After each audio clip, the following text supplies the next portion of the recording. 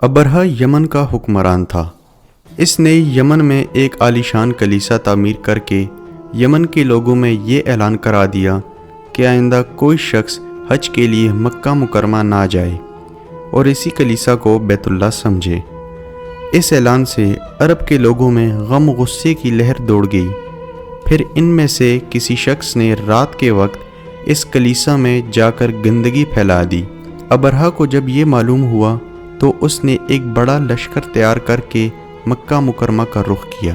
راستے میں عرب کے کئی قبیلوں نے اسے روکنے کی کوشش کی، لیکن ابرہہ کے لشکر کے ہاتھوں انہیں شکست ہوئی۔ آخر کار یہ لشکر مکہ مکرمہ کے قریب ایک جگہ پہنچ گیا۔ اگلی صبح جب اس نے بیت اللہ کی طرف بڑھنا چاہا تو اس کے ہاتھی نے آگے بڑھنے سے انکار کر دیا۔ اس وقت اس کی طرف سے عجیب و غریب قسم کے پرندوں کا ایک غول آیا اور لشکر پر چھا گیا۔ ہر پرندے کی چونچ میں 3 کنکر تھے جو انہوں نے لشکر کے لوگوں پر برسانے شروع کر دیے۔ ان کنکروں نے لشکر کے لوگوں کے جسموں کو چیر کر رکھ دیا۔ لشکر کے سپاہیوں میں سے کچھ وہیں ہلاک ہو گئے اور کچھ جو بھاگ نکلے وہ راستے میں مر گئے۔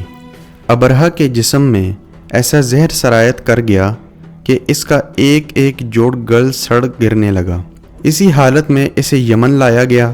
وہاں اس کے سارے بدن سے خون بہہ بہہ کر ختم ہو گیا۔ اس کی موت سب سے زیادہ عبرتناک ہوئی۔ اس کے 2 ہاتھی بان مکہ مکرمہ میں رہ گئے جو اپائج اور اندھے ہو گئے۔